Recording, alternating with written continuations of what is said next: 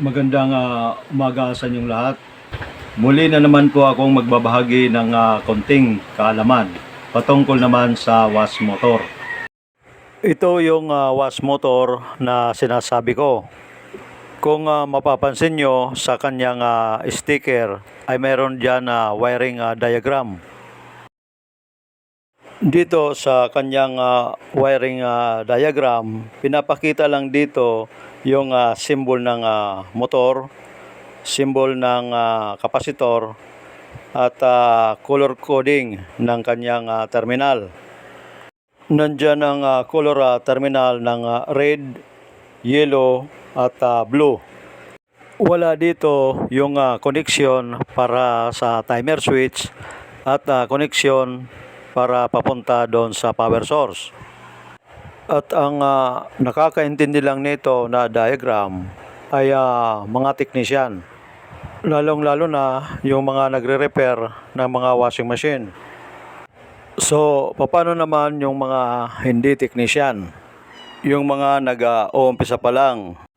Dito, ito yung ibabahagi ko sa inyo kung paano ito kukumpletuhin yung diagram at kung paano ito paggaganahin ng actual.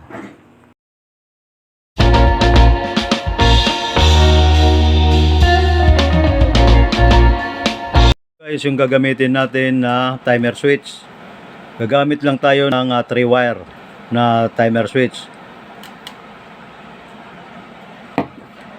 Tapos meron din tayong kapasitor. Itong 10 UF na kapasitor. Yan ang nakalagay na required na kapasitor dito sa ating motor. At siyempre gagamit tayo ng knob. At ito naman yung ating pinaka power source. Gagamitin nating pinaka supply wire nya. So dito guys, bago tayo mag-umpisa, kukumpletuhin muna natin itong diagram or itatransfer muna natin itong diagram na to.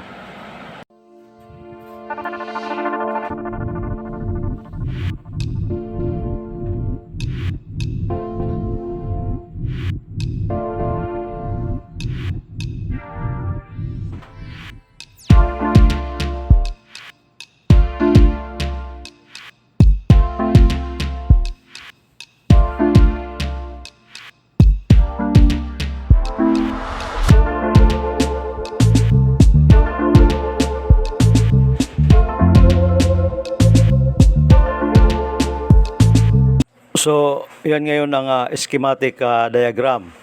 Yan ang symbol ng motor at symbol din ng kapasitor.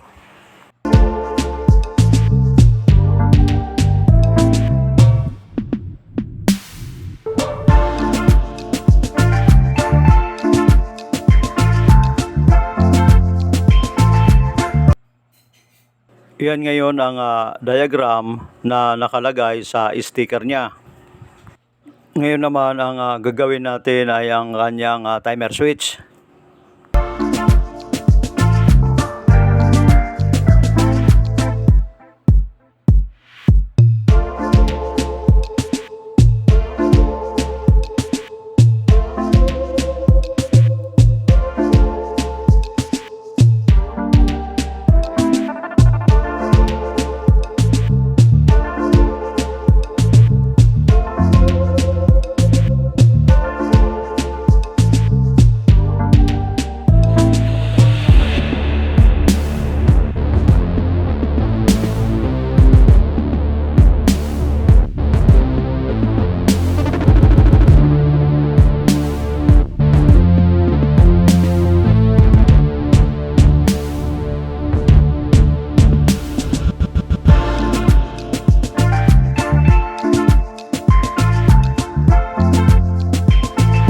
So, yan na guys ang timer switch natin. Ngayon lalagyan natin ngayon ng color coding yung kanyang terminal.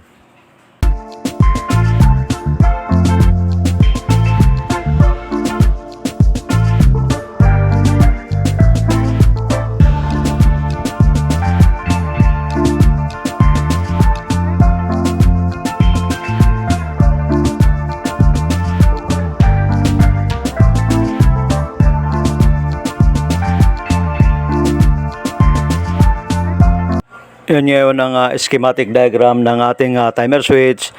Ang susunod naman natin yung kanyang power cord.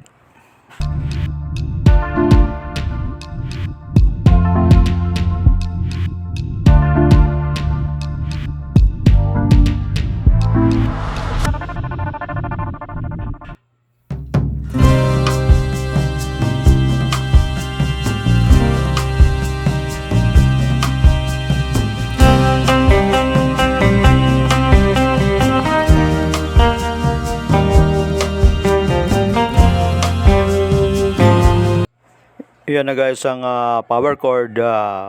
Pasensya na kayo sa drawing ko sa power cord.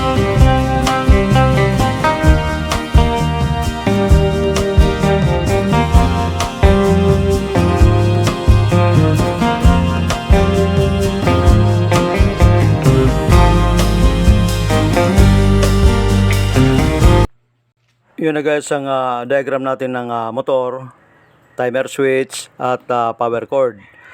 Ngayon ang isusunod natin ang kanyang wiring connection para makumpleto yung ating wiring diagram. Dito sa ating wiring diagram, pag nakakita kayo ng nakahiwalay na terminal, iyan ay ang common. Katulad yan, ang nakahiwalay dyan na terminal ay ang blue.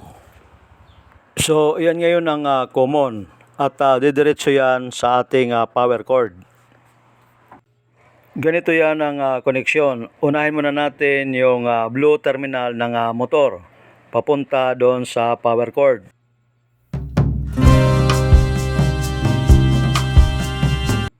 Ganyan guys.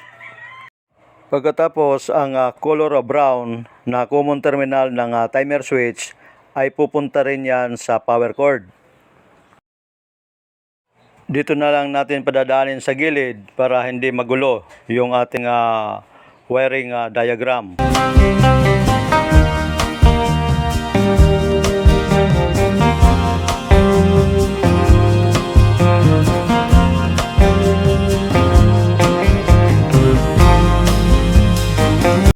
Yan guys, na-connect na natin yung mga common terminal. Ngayon ang susunod, galing naman ng motor, papunta ng timer switch. Yan ang kanyang reverse forward. Simple lang naman ang connection nito, red to red lang at yellow to yellow. At dito guys, sa terminal na ito, kahit ito magkabaliktad ay walang problema. Ibig sabihin, kahit may kabit mo yan sa yellow to red or red to yellow ay walang problema yan. Yan ngayon ang complete diagram ng wash motor. Ngayon ang susunod natin ay ang actual. Pagaganahin natin ito base sa ating diagram. Dito guys, imamount muna natin ang motor pansamantala para hindi kumilos sa actual natin na pagpagana.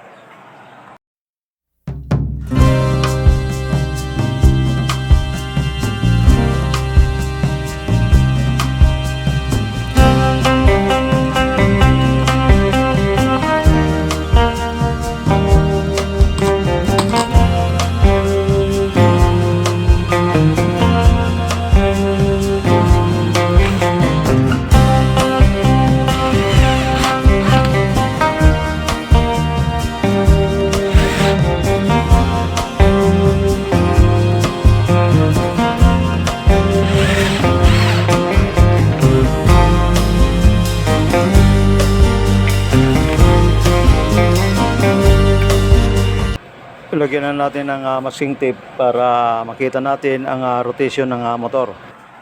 So, yun na guys, ready na yung motor natin. Ito yung terminal ng ating motor.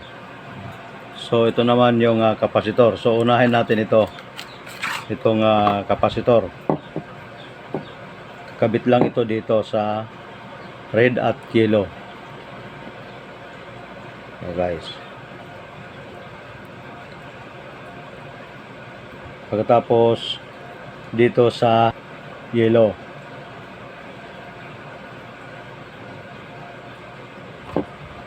Itong kapasitor nito guys, huwag nyo ikakabit dito kasi common ito. itong blue na to. Yan ay hindi pwede itong capacitor may kabit dito dahil uugong ang motor natin at hindi aandar siya ng maayos pag yan ay may kabit natin dito. So kung makikita nyo, yan ang diagram. Ito yung blue, tapos ito naman yung capacitor. Yan, yung ano na yan. Yan siya. Okay. Susunod naman natin itong timer switch. So ito yung common, brown. Ito naman yung reverse forward ng timer switch. Makikita nyo yan guys, yan ay magkahiwalay yan. Oh. Yan. So dito yan nakakabit. Yan.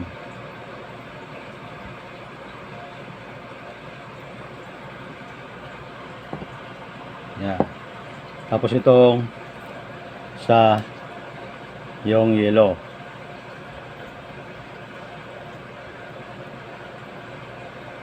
Yan guys. So yan siya.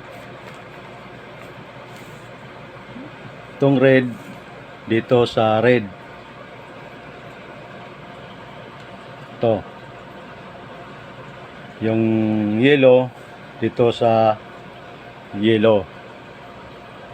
Pero ito, tulad ng sabi ko, kahit yan magkabaliktad, walang problema.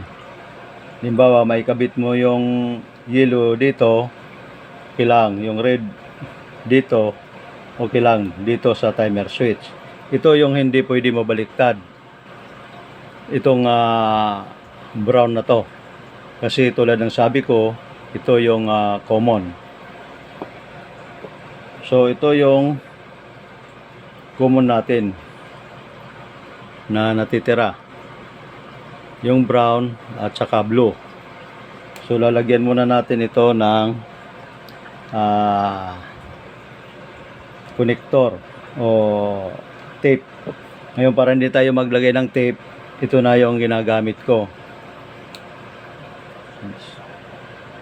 Para hindi tayo maglagay ng tape, ito na gagasiksik lang yan dyan.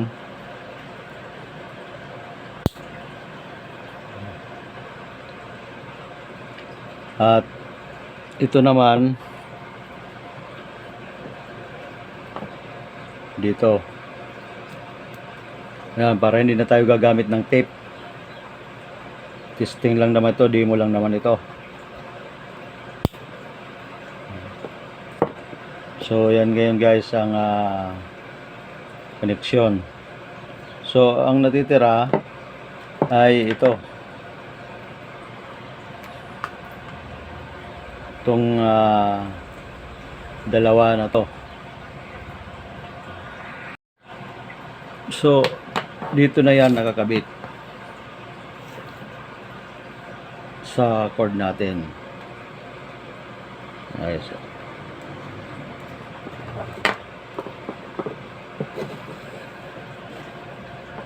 Ito yung sa timer switch na brown, idiretso dito yan sa ating power source.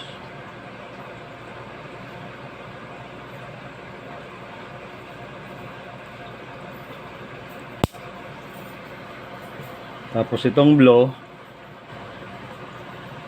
diretso rin dito.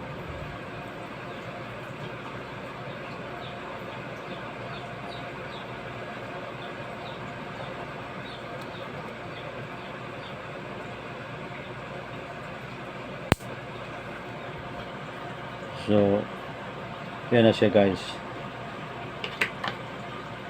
Makikita nyo dito sa diagram natin,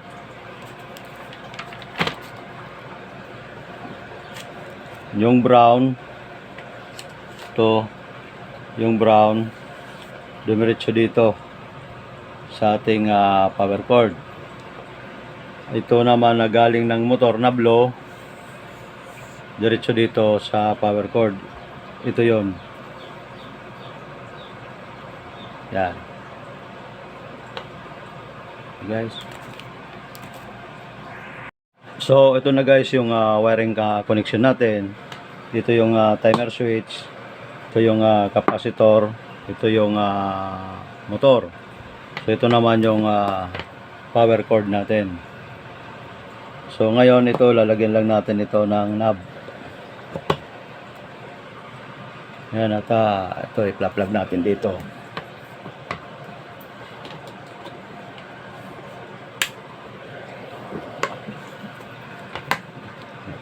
So yung timer switch natin laging nakaposition ng ganyan. Ayun i-start natin.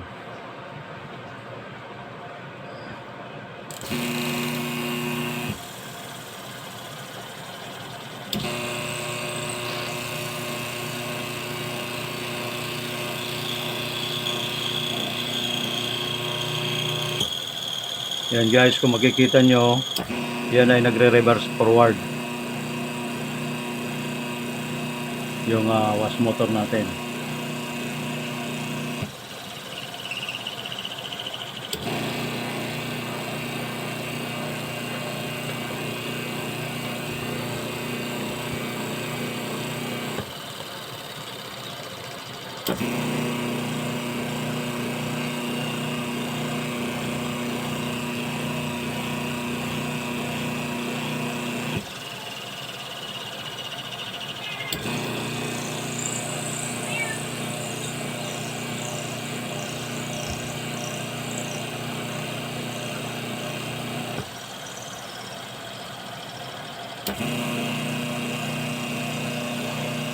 So yan guys, kung bakit nagkakaroon siya ng kung bakit siya nagre-reverse forward. Kung makikita nyo dito sa diagram natin ay itong pagpihit ng timer switch, maglo-close ito. At itong contact na to, naglilipat-lipat yan dito. Lipat dito sa taas, lipat yan dito. Kaya yan may reverse forward.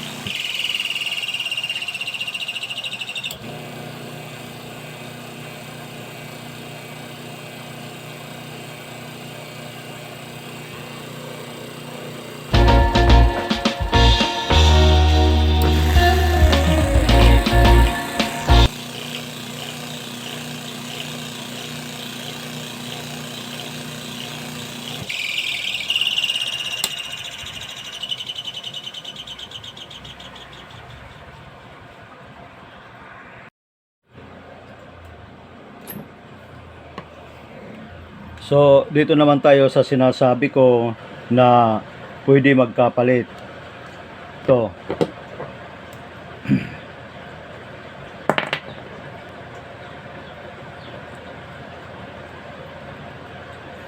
Itong terminal na to ng timer.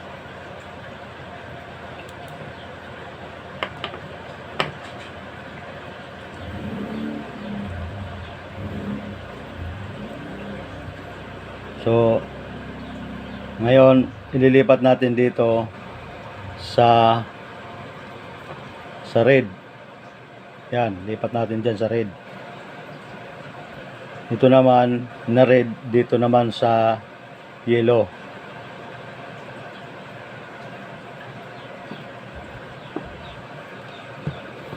Sa yellow terminal ng motor. Ito yung sa motor. Yan. Yellow yan. Ito naman yung yellow ng timer switch dito naman sa red.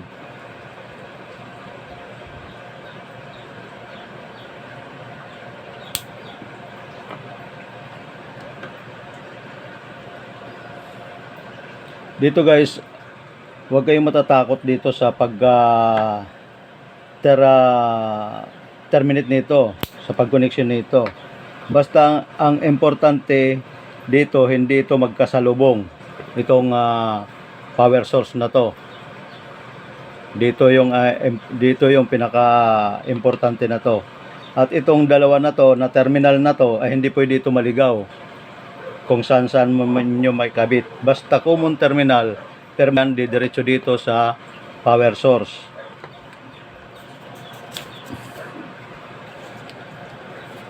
Yan guys, kung makikita nyo, basta common terminal yan, common, diretso kaagad yan dito sa power source.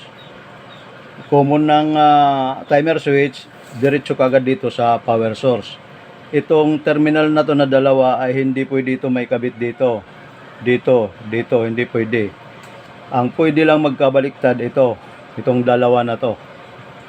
Itong terminal na to ng timer switch na papunta dito sa capacitor. So kung makikita nyo ito, napapagitnaan siya. Itong capacitor na to, yan o.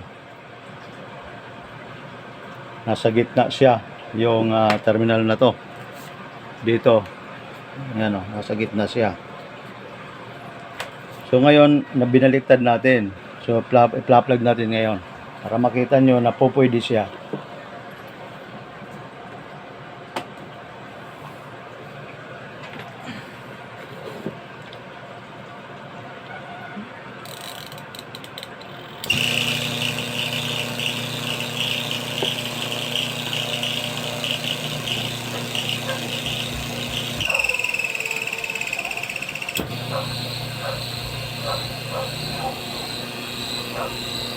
Yung tunog na yan, dyan yan sa kinabit kong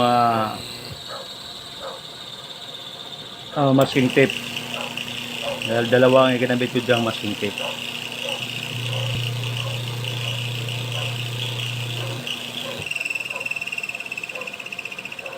So ganun lang guys ang connection yan. Very easy ang itong 3 wire sa timer switch. Ito yung connection ng washing machine natin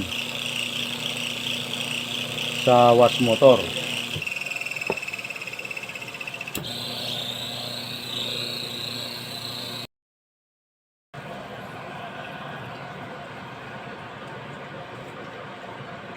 Ito yan na tumutunog, tatanggalin natin.